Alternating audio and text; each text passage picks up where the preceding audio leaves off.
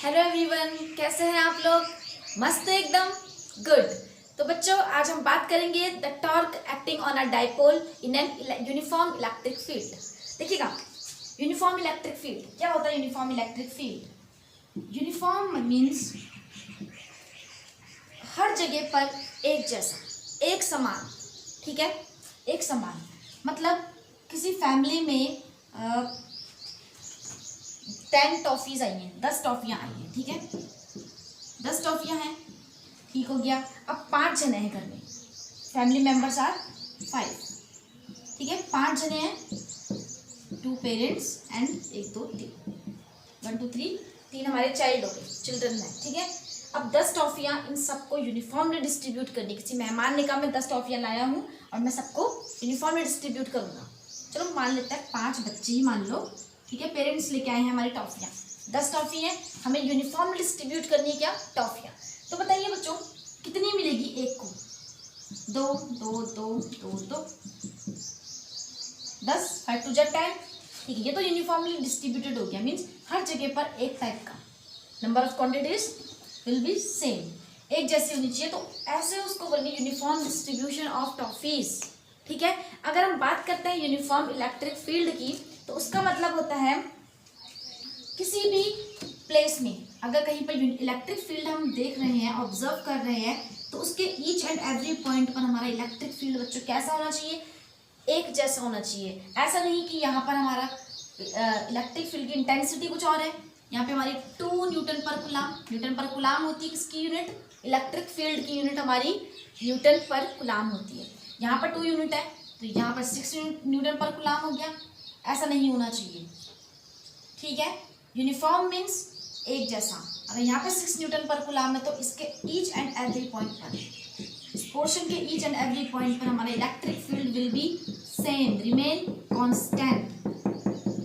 Okay, तो uniform electric field में suppose हमारे पास एक क्या रखा है बच्चों? एक इलेक्ट्रिक डाइपोल की बात कर लेते हैं, एक -q और एक +q, -q एंड +q। तो इस पर वर्क करने वाला हम क्या देखेंगे? टॉर्क देखते हैं, कितना टॉर्क लगेगा। अब भाई समझ में नहीं आ रहा भाई ये टॉर्क कहाँ से आ गया? अरे भाई ये क्लास 11th से आया है, जहाँ से आप अपना बचपन गुजारते हुए आए हैं, वहीं से हमारा ये टॉर्क आया है। टॉर्क बोले तो टाउ, टाउ जी मत कहिएगा। ठीक है, टॉर्क टाउ से डिनोट करते हैं। अब क्या होता है torque? We know that inertia, inertia सबको पता है, मास इनर्शिया पता है आपको। इनर्शिया मीन्स जड़त्व, हिंदी में बोलते हैं जड़त्व। इनर्शिया, देखिए इनर्शिया सबके अंदर एक इनर्शिया होता है ना? आपके अंदर एक बहुत अच्छा सा इनर्शिया है, आपको कितना बोल दो आप पढ़ लो पढ़ लो पढ़ लो, आप तब तक नहीं पढ़ेंगे जब तक आपको बाहर से प्रेशर ना बनाया जाए, ये वाला प्रेशर। ठीक है, और जैसे कि ये है हमारा कौन है? डस्टर।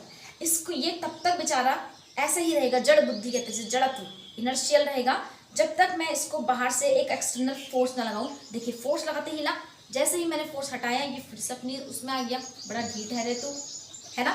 ठीक है, ऐसे ही आप लोग भी हैं, आप लोग भी तभी पढ़ाई करते हैं भाई जब तक आपको पिटाई ना लगाई जाए। लेकिन कुछ बच्चे होते हैं एक्सेप्शनल केस, ठीक है, जिन्हें अपनी फ्यूचर की चिंता होती है, जो बिना किसी प्रेशर के पढ़ाई करते हैं। अब देखिए उनका इनर्शिया मैं बताऊँ आपको, वो क्या करते हैं? स्टडी करते हैं, पढ़ाई करते हैं बिना किसी प्रेशर के, जब तक और वो तब तक नहीं रुकते जब तक उन्हें बाहर से क्या नहीं लगाया जाता? फोर्स लगा के उन्हें रोका ना जाए।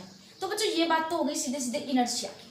ठीक है, एक बड़ा सा पत्थर है, वो रुका हुआ है, तो हम उसको धक्का नहीं देंगे जब तक बाहर है, तब तक वो अपनी जगह से हिलेगा नहीं।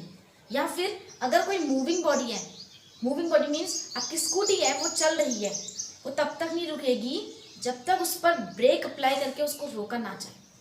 ठीक है, मूविंग बॉडी रेस्ट में तब आती है जब उस पर फोर्स लगाया जाता है, या फिर कोई रेस्ट वाली बॉडी मूविंग स्टेट में तब आती है जब उस पर बाहर से फोर्स लगाकर उसको मोशन ना दिया जाए। ये बात समझ में आ रही है? ठीक है, एक और एग्जांपल बताऊं आपको, शक्तिमान। शक्तिमान देखते थे, ठीक है, शक्तिमान में क्या था? एक बड़ा, आपने देखा होगा उसके उसमें जब उसका एडवर्टाइजमेंट आता है, जब आगे से सॉन्ग आता है शक्तिमान करके ना, तो उसमें देखा होगा आपने एक बड़ा सा पत्थर होता था, एक बड़ा सा ज़्यादातर ये ऐड दिखाते हैं उसका, ये बड़ा सा एक आदमी भाग रहा है यहाँ से, ये भागा यहाँ से, ठीक है, ये भाग रहा है आगे। अब इसके पीछे से आ रहा है कौन बच्चों, पत्थर आ रहा है, ये भागने में, अभी पत्थर कौन रोकता है, शक्तिमान इसको शक्तिमान रोकता है, बाहर से फोर्स लगाता है तब ये रुकता है, अदरवाइज अगर ये मूविंग स्टेट में है तब तक ये मूविंग रहेगा। तो ये प्रॉपर्टी अपनी जो हमारी इनिशियल स्टेट है उसको मेंटेन करने की जो हमारी टेंडेंसी है बच्चों, वही हमारी क्या होती है, इनर्शिया होती है। आपका जो बच्चा स्टडी करता है, पढ़ाई करता है, उसको पढ़ाई करने की स्टेट से अगर रोकना है तो क्या करना, फोर्स लगाना पड़ता है। तो जो उसकी टेंडेंसी है पढ़ाई करने की, है ना, जो अपोज कर रहा है बाहर वाले मोशन को, वो क्या होती है, इनर्शिया होती है। ठीक है, ये पत्थर के अंदर अभी रेस्ट स्टेट में है, ये तब तक नहीं हिलता है जब तक हम इसको क्या नहीं करें, फोर्स ना लगाए। तो इसका मतलब जो इसकी टेंडेंसी है रेस्ट में रहने की, जीरो वेलोसिटी वाली, वो क्या है, इसका इनर्शिया है। ठीक है, तो ये तो बात थी बच्चों लीनियर इनर्शिया की। जब हम सीधे सीधे ऐसे अर्थ वाले मोशन पे बात करते हैं। अब हम बात करते हैं जरा किसकी, रोटेशनल इफेक्ट, जब घूमने वाली बॉडी कोई, ठीक है, पृथ्वी घूम, सबको पता है अपनी किसमें, अपनी एक्सिस के अबाउट क्या करती है, रोटेशन करती है। रोटेशन तो रिवॉल्यूशन भी करती है, साथ साथ रोटेशन भी करती है। ठीक है, आपने देखा होगा, चलो ग्लोब की बात कर लें। आपने क्या किया, बाहर से इसको धक्का दिया भाई, जब तक धक्का नहीं दिया था तब तक तो ये रुका था। हमने इसको बाहर से एक फोर्स दिया, तो ये क्या कर रहा है बच्चों, उसका अपोज कर रहा है। ठीक है, अपोज कर रहा है, और ये जो अपोजिंग टेंडेंसी है, रोटेशन का अपोज करने की जो टेंडेंसी है, वही क्या है बच्चों, हमारी टॉर्क है। क्या है बच्चों, टॉर्क है। आप इसे रोटेशनल टॉर्क को आप कह सकते हैं इनर्शिया कह सकते हो, रोटेशनल इनर्शिया, रोटेशन की, या फिर आप कह सकते हो moving effect, rotating effect of किसका, इनर्शिया, फोर्स का रोटेटिंग इफेक्ट। हमने इसको फोर्स लगाया तो ये रोटेशन करने लग गया, तो इस पर क्या वर्क कर रहा है, एक टॉर्क वर्क कर रहा है। ठीक है, अब देखिएगा टॉर्क सिंपल समझ में आया। देखिएगा थोड़े से और इंट्रोडक्शन पढ़ लें बचपन का। टॉर्क में हम टाउ करते थे, tau equal to force into perpendicular distance of action of mass, है ना, परपेंडिकुलर डिस्टेंस आर करते थे कुछ ऐसा। ठीक है, तो हमें यही टॉर्क फाइंड करना है यहाँ यूनिफॉर्म इलेक्ट्रिक फील्ड में। अगर हमारा कोई डाइपोल रखा है तो उस पर कितना टॉर्क वर्क कर रहा है, हमें वही क्या करना है बच्चों, कैलकुलेट करना है या डिराइव करना है उसका फॉर्मूला। फर्स्ट ऑफ ऑल मैं आपको बता देती हूँ, यूनिफॉर्म इलेक्ट्रिक फील्ड, ये हमारा सपोज एक इलेक्ट्रिक फील्ड है, देखिए हमें दिख रहा होगा, जिसकी डायरेक्शन कहाँ से कहाँ को है, यहाँ हम सपोज कर रहे हैं लेफ्ट टू राइट। ये यूनिफॉर्म इलेक्ट्रिक फील्ड। अब कुछ एंगल बनाते हुए देखिए, रख तो हम ऐसे भी देते हैं ना, ऐसे भी रख सकते हैं बिना एंगल के पैरेलल, बट हम अगर हम कोई थीटा एंगल पर कर लेंगे बच्चों तो हमारा बाकी 90 डिग्री पैरेलल ये ऐसा वाला भी निकल ही जाएगा, सब निकल जाएगा, उसमें जीरो रख देंगे। ठीक है, तो थीटा एंगल का करता है। सपोज इलेक्ट्रिक फील्ड है हमारा, यूनिफॉर्म इलेक्ट्रिक फील्ड, जिसकी डायरेक्शन हमारी ये है कुछ ऐसी है। ठीक है, हमने क्या किया, इस इलेक्ट्रिक फील्ड पर एक इलेक्ट्रिक डाइपोल को क्या कर दिया, प्लेस कर दिया, रख दिया हमने, इलेक्ट्रिक डाइपोल को रख दिया, देख रहे हैं आप। ठीक है, इलेक्ट्रिक डाइपोल रख दिया हमने यहाँ पर। इलेक्ट्रिक डाइपोल बोले तो एक माइनस क्यू चार्ज होगा, एक हमारा प्लस क्यू चार्ज होगा। ठीक है, एक प्लस क्यू चार्ज होगा और एक माइनस क्यू चार्ज होगा। डिस्टेंस हमको पता है कितनी लेते हैं हम, 2a लेते आ रहे हैं बचपन से, है ना, बचपन मीन्स कल जो आप भूल गए हो। अब देखिए, अब भाई इस पर कितना टॉर्क वर्क कर रहा है, टॉर्क। अब मैंने बताया अभी थोड़ी देर पहले, torque equal to force into distance होता है, तो भाई सबसे पहले फोर्स पता होना जरूरी है हमें, है ना। ठीक है, क्या होगा, इस प्लस क्यू चार्ज पर कितना फोर्स वर्क कर रहा है, पहले ये देख लो कितना फोर्स वर्क कर रहा है। ठीक है, वी नो दैट, आप जानते हैं, वी नो दैट, हम जानते हैं क्या, electric field equal to force upon Q naught, कुछ ऐसा बोलते थे, है ना। तो यहाँ पे तो अभी क्यू है plus Q charge, F equal to F upon Q. तो भाई फोर्स निकालना है तो आप ऐसा कुछ कह सकते हैं, देखिए क्यू ई, भाई ऐसा कह सकते हैं, नहीं कह सकते हैं, कह सकते हैं भाई। देखिए, तो इस प्लस क्यू चार्ज की बात करें तो इस पर कितना फोर्स वर्क कर रहा होगा, इस पर जो फोर्स वर्क कर रहा होगा वो हमारा F1 मान लेता है उसको, F1 equal to Q E, F1 equal to Q E. ठीक है, ये इसे इधर को खींच रहा है। अब देखिए इस फोर्स की डायरेक्शन क्या होती थी बच्चों, जो डायरेक्शन हमारी इलेक्ट्रिक फील्ड की होती है वही डायरेक्शन हमारी फोर्स की होती है। इलेक्ट्रिक फील्ड तो भाई उस तरफ को वर्क कर रहा है ना। और वैसे भी वी नो दैट इस प्लस क्यू चार्ज की वजह से जो एक इलेक्ट्रिक फील्ड होगा वो कहाँ की ओर होगा बच्चों, प्लस से दूर उस तरफ को होगा। The direction of electric field की यूनिफॉर्म इलेक्ट्रिक फील्ड की डायरेक्शन। तो हम सपोज ये हो जाएगा हमारा F1, E1 मत लेना, इसको सीधे F1 QE, ठीक है। This is force due to plus Q charge, ठीक है। बात कर लेते हैं जरा किसकी, force due to negative charge. इस माइनस क्यू चार्ज की बात करें बच्चों तो देखिएगा इस पर जो फोर्स वर्क करेगा वो होगा कुछ हमारा F2। आप लिख लेंगे force due to charge Q1 plus Q charge, force due to minus Q charge, F2 equal to QE, इतना ही होगा। But its direction will be opposite to the uniform electric field. उस ई की direction हमारी इधर को है, ठीक है, लेकिन माइनस क्यू से दूर होता है इलेक्ट्रिक फील्ड, तो जो इसका फोर्स होगा वो F2 इक्वल टू QE। हम कुछ ऐसा कर सकते हैं। Is it clear? जल्दी से पहले डायग्राम बना लीजिए, जल्दी से, कम ऑन, ठीक है।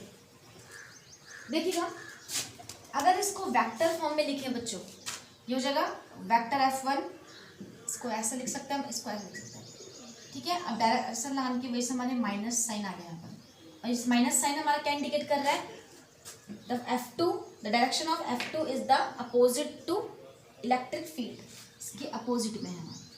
Is it clear? ओके। अब देखिएगा अगर हम इस सिस्टम में, ये कौन है हमारा AB, इस AB पर इलेक्ट्रिक डायपोल AB पर रिजल्टेंट फोर्स की बात करें, रिजल्टेंट फोर्स या नेट फोर्स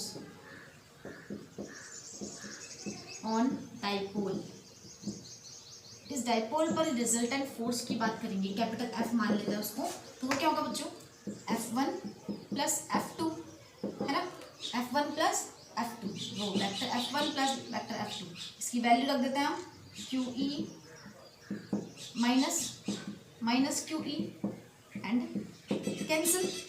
तो बच्चों इससे हमें कुछ चीज़ क्या हो रहा है, हमें एक ऑब्जर्वेशन मिल रहा है क्या, कि वेक्टर F इक्वल टू 0, कि इस डायपोल पर जो रिजल्टेंट फोर्स है, नेट फोर्स है, वो कितना है, 0। क्योंकि देखिए खुद ही देखिए आप, ठीक है, यहाँ से ये है हमारा डायपोल, एक ने इधर को खींचा, जितने फोर्स, देखो मैग्नीट्यूड सेम है, नहीं है, QE, बस वो माइनस का है, ये प्लस का है ना।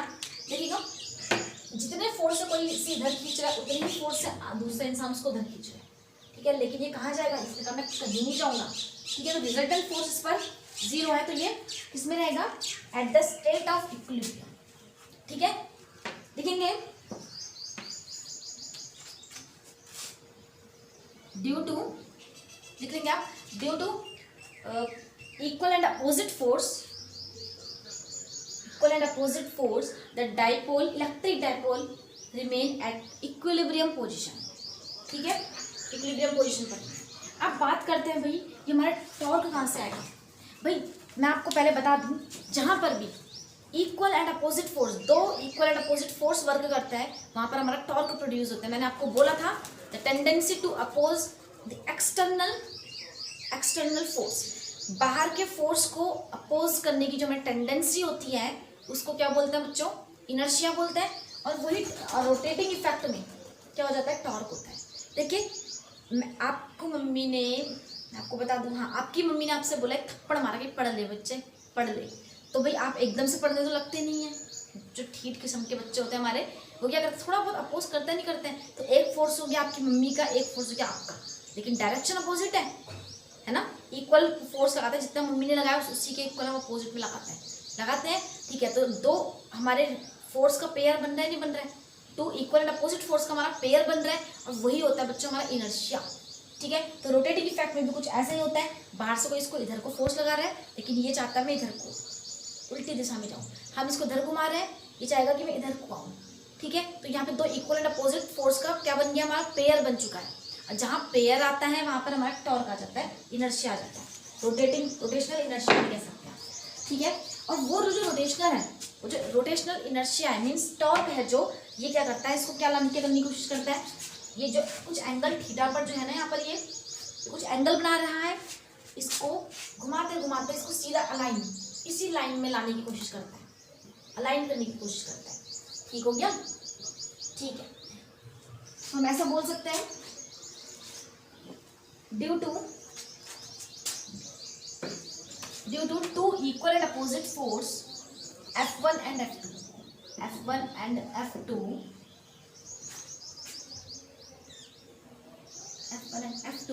and a torque will be produced, ठीक है, will be produced, ठीक हो गया। और उसकी वैल्यू कुछ ऐसी होती है such that torque tau equal to force acting on, लिखेंगे आप जल्दी से, फोर्स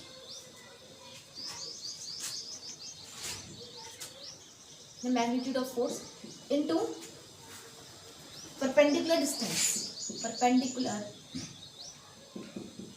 डिस्टेंस बिटवीन फोर्स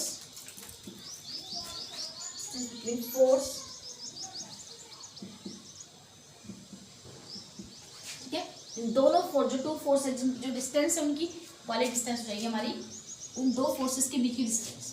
ठीक है, मैग्नीट्यूड ऑफ फोर्स हमें पता है, मैग्नीट्यूड लेना सीधे वो मत लेना, इसका वेक्टर नहीं लेना हमें, QE इंटू परपेंडिकुलर डिस्टेंस। देखिए एक फोर्स हमारा ये वाला F2, एक फोर्स है हमारा F1, एक फोर्स है F2, एक फोर्स है F1, इनके बीच की डिस्टेंस देखेंगे तो ये तो भाई डिस्टेंस वैसे तो 2 है, लेकिन परपेंडिकुलर डिस्टेंस है बिल्कुल सीधी डिस्टेंस, तो यहाँ से हमने परपेंडिकुलर खींचना है,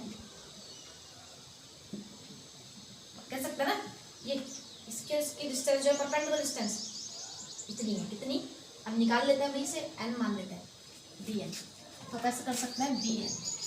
नाउ इन ट्रायंगल, कौन इसको इक्वेशन फर्स्ट डाल दो जल्दी से, in triangle BNA, right triangle है, हाँ जी राइट ट्रायंगल है, because angle n is 90 degree. ठीक है, पाइथागोरस थ्योरम जल्दी से अप्लाई करेंगे यहाँ पर बच्चों पाइथागोरस थ्योरम हम अप्लाई कर लेंगे, है ना, या आपने सोच लिया चलो bn कि bn square equal to ba square minus an square, नहीं बच्चों ये तो हमें है, अगर देखिए bn स्क्वायर अप्लाई करेंगे, bn square equal to hypotenuse square minus base square, ऐसा कुछ होता है, लेकिन भाई ये तो आपके पास है बट ये भी तो नहीं है। जब हमारे पास तीन चीज़ होती हैं, हमें तीन रिलेशन में से कुछ फाइंड करना होता है, तो दो को नोन होना पड़ता है, यहाँ पे दो अननोन है और एक वैल्यू गिवन है बस, तो हम ऐसे कुछ फाइंड नहीं कर सकते। तो ऐसे में हमारे पास एक ही ऑप्शन है भाई, देखो फाइंड bn करना है, फाइंड हमें bn करना है और गिवन क्या है abn, दो ही वैल्यू है। तो देखिए थीटा के अपोजिट में कौन सा है, इसे बोलते हैं परपेंडिकुलर, ये होता है बेस, ये होता है हाइपोटेनस, है ना, तो परपेंडिकुलर हाइपोटेनस का रिलेशन बनाओ, जल्दी बनाइए, परपेंडिकुलर अपॉन हाइपोटेनस तो भाई एक ही होता है साइन थीटा, हाँ जी कुछ याद आया, sine theta equal to perpendicular upon hypotenuse, तो साइन थीटा क्या है हमारा, परपेंडिकुलर है हमारे पास bn एंड हाइपोटेनस है ab, हो जाएगा साइन थीटा। जल्दी से रखिए वैल्यू, bn की वैल्यू आपके पास आ जाएगी ab साइन थीटा, और ab तो भाई कितना है 2a साइन थीटा, ये तो bn तो आपके पास आ चुका है कितना 2a sine theta. Now substituting bn in equation first, इस यहाँ से पकड़ के इसको यहाँ फेंक दो बच्चों, जल्दी से रखिए, कितना हो जाएगा, ये कर लिया,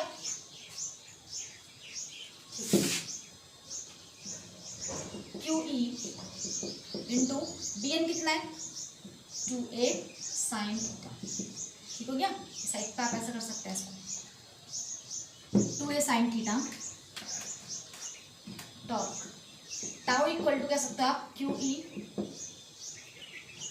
एक काम करते हैं इस E को पकड़ के पीछे फेंक दो, आगे फेंक दो, इस Q को पीछे ले जाओ भाई, Q इंटू 2a, अरे कुछ दिख रहा है नहीं दिख रहा है, हाँ भाई समझ में आ गया कुछ, E Q into 2a is dipole moment of the electric dipole, इस इलेक्ट्रिक डाइपोल का जो डाइपोल मोमेंट है उसको हम P से डिनोट करते तो कुछ ओके साइन थीटा, ठीक है, It is the required expression of the magnitude of torque acting on a dipole in an uniform electric field. इस यूनिफॉर्म इलेक्ट्रिक फील्ड में डाइपोल पर एक्ट करने वाला या वर्क करने वाला कौन टॉर्क की वैल्यू हमने फाइंड कर ली। जल्दी से देखिए ईपी साइन थीटा या पीई साइन थीटा याद कैसे करते हैं, देखो याद करने का मजा ही अलग होता है। इसका पीई साइन थीटा कहते हैं आप, है ना।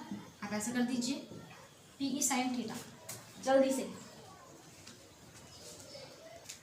एंड इन वेक्टर फॉर्म, इसको जल्दी से वेक्टर फॉर्म में लिखते हैं।